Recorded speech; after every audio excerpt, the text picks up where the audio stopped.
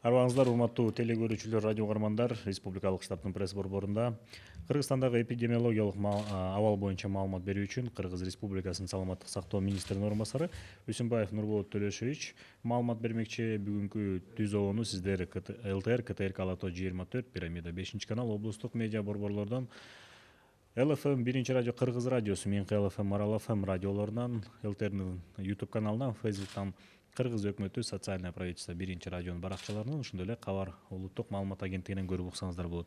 Добрый день, уважаемые телезрители и радиослушатели. Мы начинаем брифинг заместителя министра здравоохранения Кыргызской Республики Усимбаева Нурболота Төлешевича относительно об эпидемиологической ситуации в Кыргызстане на сегодняшний день.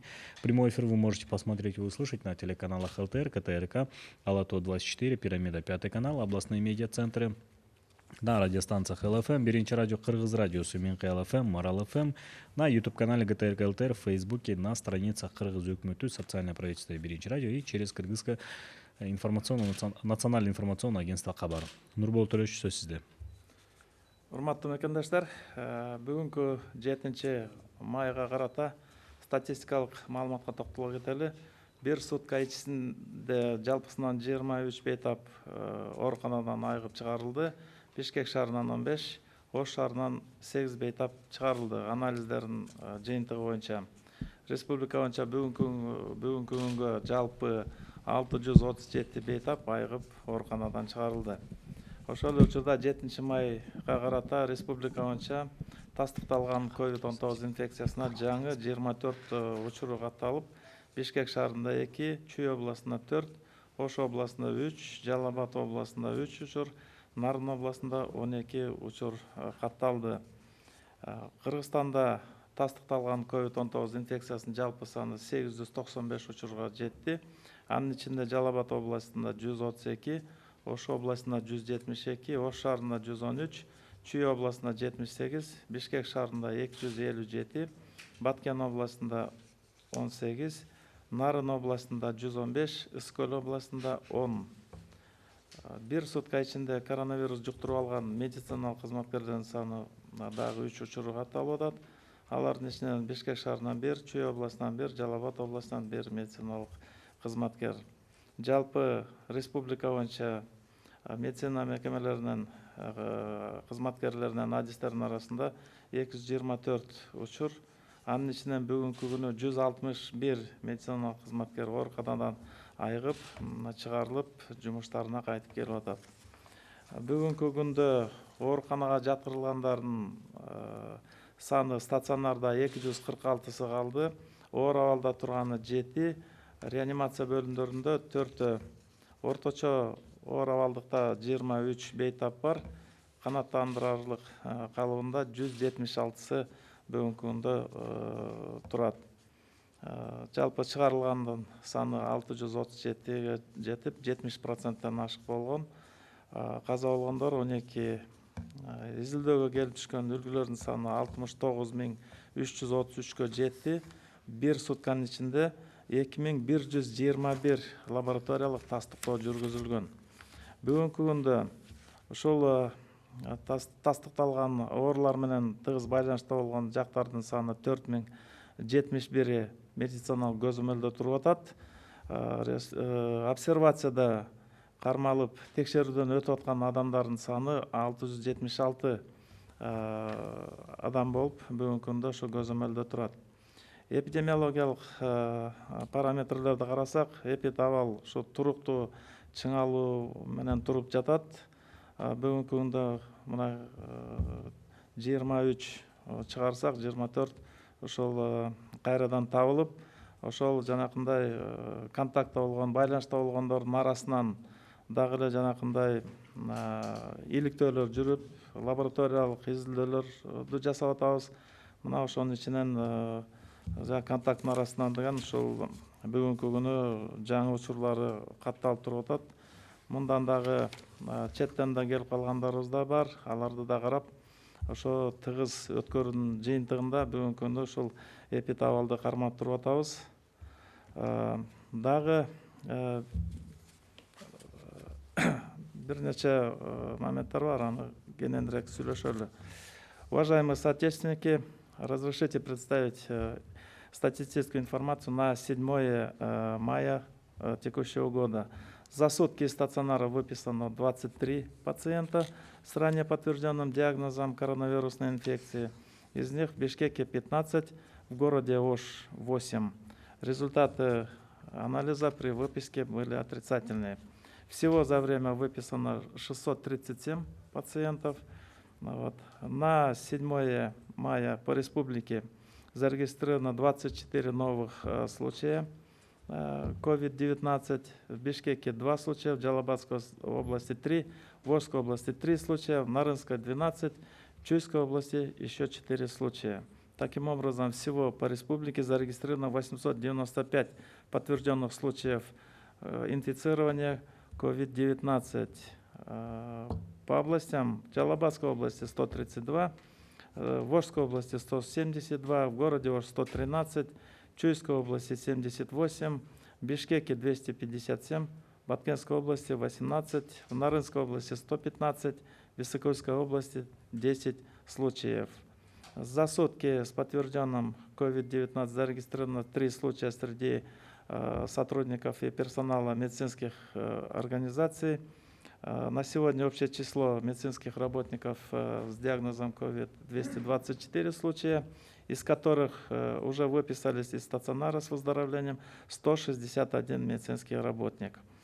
В стационарах на сегодня 246 у нас пациентов, в тяжелом состоянии 7, 4 находятся в реанимации, средней тяжести 63 пациента, в удовлетворительном состоянии 176.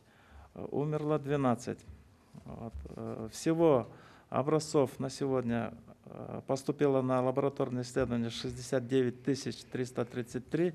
Проведено исследований за последние сутки 2121. То есть работа достаточно интенсивно проводится. На сегодня 4071 человек находится под медицинским наблюдением и в условиях домашнего карантина. Это люди, которые были в контакте с подтвержденными COVID-19 больными. На обсервации по Кыргызстану на сегодня находится 671 человек. Эпидемическая ситуация остается стабильно напряженной. Мероприятия все продолжаются.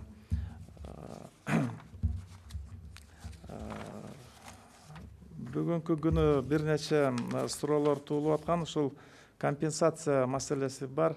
Ошол өкмөттүн атайын чыккан буйругуна ылайык деген ошол жанакындай компенсация маселеси каралып, толугу менен ошонун тартиптери бекилип, бүгүнкү күндө бул маселени ишке ашыруу боюнча деген ушу саламаттык сактоо министрлигинден атайын комиссиялар түзүлүп, ушул ар бир учурун деген тыкыр иликтеп, териштирип, ошонун жыйынтыгы менен деген бул компенсациялар бүгүнкү күндө алына баштайт.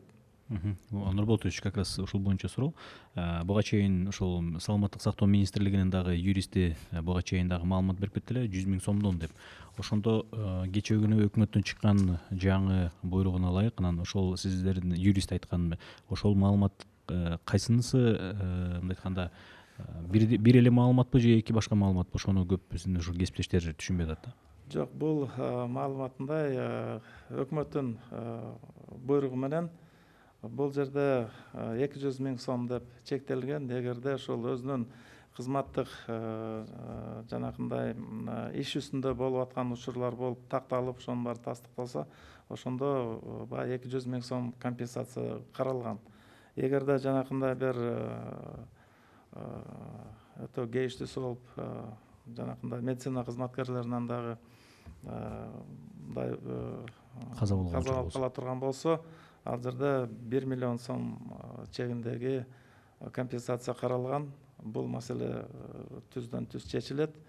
Мындан тышкары эмгек кодексинде дагы карала турган нерселер бар. Анын баары жанакындай мыйзам чегинде бүт бул иштердин баары алып барылат. Сиздердин юрист буга чейин 200 эмес 100 000 деди эле да. Ошондо 100 000би же 200 000би деп да ошол суроо болуп атат азыр. Бул жерде дагы бир өкмөттүн токтом долбоору иштелип чыгып атат. Бул болсо бул COVID-19 байланыштуу эмес, жалпы жанакындай кырсык боло турган болсо, же болбосо ушундай бир кандайдыр бир өзгөчө абалдар түзүлүп, ошол учурда кандайдыр бир жапа чегип калгандар болсо, ошолорго карала турган дагы мындай өзүнчө эсептер каралган. Ал токтом чыккандан кийин аны айтылса болот. Биздин юрист ошол маселени көтөрүп, ошол жерден кичине баягы талкууга кабылып калган да бул маселе. Должны ли закрыть отделение гематологии и центра материнства и детства из-за массового заражения? Откуда заразился пациент, из-за которого заразились все остальные? Да, мы раньше уже говорили о том, что в Центре гематологии, охраны материнства и детства в отделении гематологии создалась напряженная эпидемиологическая эпидситуация. Там с 17 апреля по 24 на излечение был ребенок с своей матерью. Когда после выписки они некоторое время находились в Бишкеке, потом уехали в Тоустаровский район Джалабадской области. При приезде на место у них в профилактических целях были взяты анализы и по эпидпоказаниям проверены на COVID-19, потому что приехали из Бишкека, находились на лечении, и в целях исключения заражения были организованы вот такие мероприятия, в ходе которых у них был выявлен коронавирус. Соответственно, информация уже пришла в город.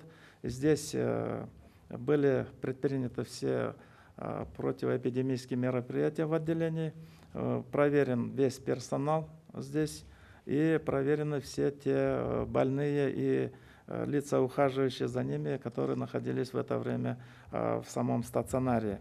И здесь в результате были выявлены еще 7 человек, которые переведены в инфекционный стационар, из которых 2 сотрудники самого отделения, санитарка и медицинский работник. И переведены еще дети, которые находились на излечении, и 3 ухаживающих за этими детьми лица, то есть это мамы. После этого отделение, сотрудники, которые работали, они на сегодня находятся в обсервации, за ними проводится медицинское наблюдение, проведены лабораторные все исследования. Отделение находится, новых больных уже туда не принимают. Те больные, которые уже еще там остаются, они на сегодня под строгим наблюдением, они продолжают свое штатное, свои лечебные процедуры. На сегодня данная ситуация под контролем, и я думаю, что по окончанию обсервационного срока будут приняты решения о дальнейшем функционировании данного отделения. Недавно мы сообщали, что Минздравом будет образована комиссия, которая распределит компенсации. Комиссия еще сформирована или еще работает, или не работает? Комиссия уже сформирована. В состав этой комиссии входят представители Госэкотехинспекции, по охране труда инспекторы. Здесь представители профсоюзов медицинских работников, защищать права наших медицинских работников, ведущие специалисты разных отраслей Министерства здравоохранения, которые проводят эту работу, и они должны готовить заключение по каждому случаю. Это будет рассматриваться, это заключение комиссии, и будут приниматься уже дальнейшие шаги. До 4 мая было 20 зараженных сотрудников правоохранительных органов, а потом за сутки добавилось еще 7 человек. Можно сказать, где работают те, кто поступил после 3 мая? Здесь по последним 7 случаям это сотрудники в Нарынской области.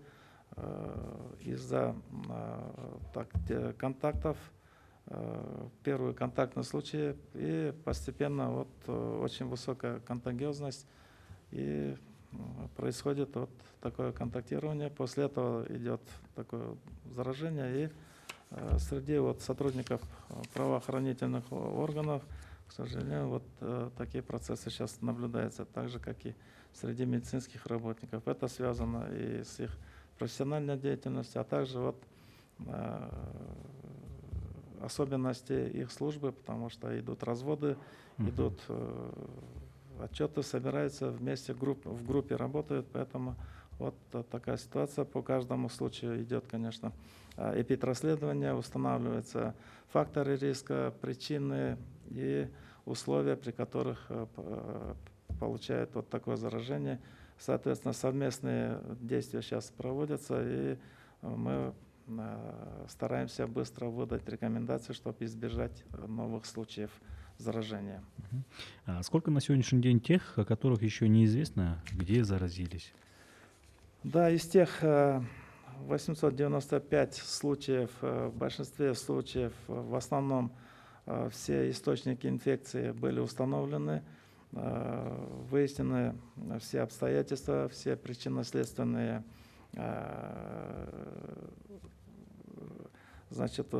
факторы и все остальное установлено. Но вот есть отдельные моменты. Вот последние 51 случай, где мы еще продолжаем работу по поиску источников инфекции, по факторам риска и по путям передачи, каким образом реализовался механизм передачи этой инфекции. Эта работа будет, думаю, продолжаться до своего логического завершения. Вот, в социальных сетях на имя президента, на имя министра, на имя премьер-министра обратились неравнодушные граждане относительно того, что в детском отделении онкогематологии города Ош со второй половины 2019 года наблюдается нехватка жизненно важных лекарств. Родители вынуждены покупать лекарства на свои средства. В последние 2 месяца лекарства невозможно найти даже в аптеках, из-за чего лечение детей проводится по субстандартам. Результаты лечения никак не контролируются. Перерывы в лечении способствуют отхождению от клинических протоколов и могут приравниваться к экспериментальному лечению. Вот по данному вопросу, что вы можете сказать? Да, мы уже на предыдущих брифингах об этом уже говорили, что за очень долгое время, вот в этом году правительство выделило 160 миллионов сомов на закупку именно препаратов для лечения вот этой категории больных. Из них 60 миллионов, да, действительно, на закупки препаратов для детей. Вот на сегодня в Волжской областной межобластной клинической больнице в детском отделении там есть перечень необходимых лекарств, есть отдельные препараты, которые действительно отсутствуют сегодня в стране. Из-за вопросов регистрации, из-за тендерных вопросов, из-за того, что границы закрыты, конечно, есть сложности в своевременном завозе этих препаратов. Но на сегодня у нас есть еще и договоренность уже с детским фондом ЮНИСЕФ. Буквально вот совсем недавно были встречи директора Национального центра онкологии, гематологии и с представителем Минздрава. Мы встречались с представительством ЮНИСЕФ в Кыргызстане и запросили содействие в обеспечении этими препаратами. На сегодня уже есть договоренность, что ЮНИСЕФ окажет содействие и помощь в поставках лекарственных препаратов, которые есть на их складах центральных, на сумму вот больше 55 тысяч долларов для вот Ошского отделения. И где-то порядка больше 65 тысяч долларов будет оказана помощь Национальному центру онкологии и гематологии. То есть усилия в этом направлении принимаются определенные. Поэтому я думаю, что по возможности Минздрав и Национальный центр онкологии и гематологии постараемся решить этот вопрос и снять напряженность в этом направлении. Значит, в этом направлении ведется работа, и вам нечего скрывать, правильно? Да, в этом направлении уже идет, я думаю, если из ЮНИСЕФ начнут поступать лекарственные препараты, я думаю, напряженность будет снята. Нурбол Толович, куда должны обращаться больные, которые должны были быть госпитализированы в наццентр гематологии? Сегодня эти вопросы уже предусмотрены руководством Национального центра охраны материнства и детства, потому что это такая категория больных, когда отказывать в госпитализации нельзя. Мы их принимаем и перераспределены по другим отделениям. Прием этой категории больных не прекращается, он обеспечивается. И акыркы суроолордун бири ушул доктурда жаткандардын канчасы бейтапкана кызматкери? Бүгүнкү күндө медицина кызматкерлеринин дээрлик 70% ашыгы айыгып чыгып уже келишти, жумуштарына келип иштегенге өтүп атышат. Анткени ал жерден дарыланып чыккандан кийин дагы бир обсервациялык убакытты берип үйүндө туруп атышат, бирок ал убакыт эле бүтүп бүгүнкү күнү жумуштарына чыгып атат. 70% чыгып, бир калган бир ушул 224-тün 30% калып ошол жерде дарыланып жатышат азыр. Да, бир суроо болот. Ошо 14-чү эмкананын дарыгери жана анын үй бүлөсү да ооруп калыптыр деген маалымат чыгып жатат. Бул канчалык деңгээлде чындыкка дал келет? 14-чү ал азыркы күнү эпидемиологиялык иликтөө териштирүүлөр жүрүп атат. Так кандай шартта ошол жерден жугузуп алган, кандай учурда деген ушул факторлор иштеп кетти деп баарын азыр териштирүү жүрүп атат. Ошол дагы мындан ары да таркап кетпеш үчүн ошол жерде жумуштарды жасап атабыз. Кечээки күнү мына бүт Бишкек шаарындагы ошол дарылоо алдын алуу мекемелеринин жетекчилеринин баарын чогулуп бир толук жанакындай пикир алмашуу жана Бишкек Минздравдын ичинде жасалып аткан дагы бир 8 чоң инструкциялар иштелип чыккан. Ошолор менен алгачы тааныштырып, алдыда да бир топ жанакындай комиссиялар иштеп аткан, ошонун жыйынтыктарынын баарын ошол жерге талкууга алып, ошол дагы бир топ жанакындай эпидемия каршы иш-чараларды уюштуруп жүргүзүү боюнча деген кечээ кеңири талкуулоо жүрдү. Мындан тышкары дагы атайын группаларды түзүп, ушул медицина мекемелеринде бир сере карап, ошонун ичинде жанакындай бир туура эмес шарттар болсо ошонун баарын алып чыгып, ошого тийиштүү чараларды көрүүгө мындай чоң аракеттин үстүндөбүз. Нурбол Толович, ошо Ат башы району боюнча акыркы маалымат кандай? Деги эле Ат башы районунда билесиз, өзгөчө абал киргизилген. Ат башы районун алсак деген ошо бир 3 калктуу пункттарда болуп атат. Ачак айыңды Берлик, анан ошо Ат башы өзүндө болуп атат. Ошол жерде бүгүнкү күнү эпидемиологиялык абал турукташтырылып, ошо басаңдаган мындай белгилери чыгып туруп атат. Бирок ошентсе дагы ал жерде жанакындай тыкырт бек тартип, жанакындай өзүнчө тартип менен иш алып баруу улантылып атат. Бүгүнкү күндө толугу менен болгон контактылардын баарын бүгүнкү күндө текшерип бүтүп аяктап калышты. Көзөмөлгө баары алынды. Бүгүнкү күнү мына ошо жаңы учурларда эле Ат башта катталып чыккан жери жок. Ошентсе да могу күч органы деген биздин сотрудниктер бул процесске кабылып калган, ошонусу деген проблема катары карап атабыз. Бирок эгерде бул маселени да чечип алсак, ал жерде кичине турукташтырып, ошо туруктуу эпидемиологиялык абалды кармап алганга толук аракет көрүлүп атат азыр. Ал эми Жалал Абад облусунун Чаткал району боюнча кандай маалыматтар бар сизде? Чаткал районунда дагы ошол бүгүнкү күнү эпидемиологиялык абал кичине курчуп кеткенсип туруп атат, курчуп атат. Анткени ал жерде алыскы район, жабык турган эле. Анан бул жерде жанакындай бир ошол жерде тажыя болуп калып, ошол жерге жанакы сөөк узатуу аземине барышып, ушу Бишкектен дагы барышкан экен. Ошол жерде жанакындай коронавирус менен ооругандардын барып калышы, ошол жерге инфекцияны толук таштап, ошо элдин арасына мындай жайылып кеткен 13 учуру катталып, ошол жерде ошол бир себепке байланыштуу болуп атат. Бүгүнкү күнү ошол барып кеткен, ошол жерде катышып калгандардын баарын толук бүгүнкү күнү аты жөнү менен адрестери менен тактап чыгып толугу менен баягы көзөмөлгө алып ушул багытта иш алып барылып атабыз да. Иш алып барылып атат. Нурбулдович, жанагы эме боюнча улуттук борбор боюнча да маалыматты тактап кетейин. Эгерде ушу жанагы гематологияда өзүн жуктуруп алган ошо баласы менен апасы кайсыл жерден жуктурган, кантип жуктуруп алышкан? Бул жерде деген азыр эми ал жерде гематология бөлүмүндө таза эле турган.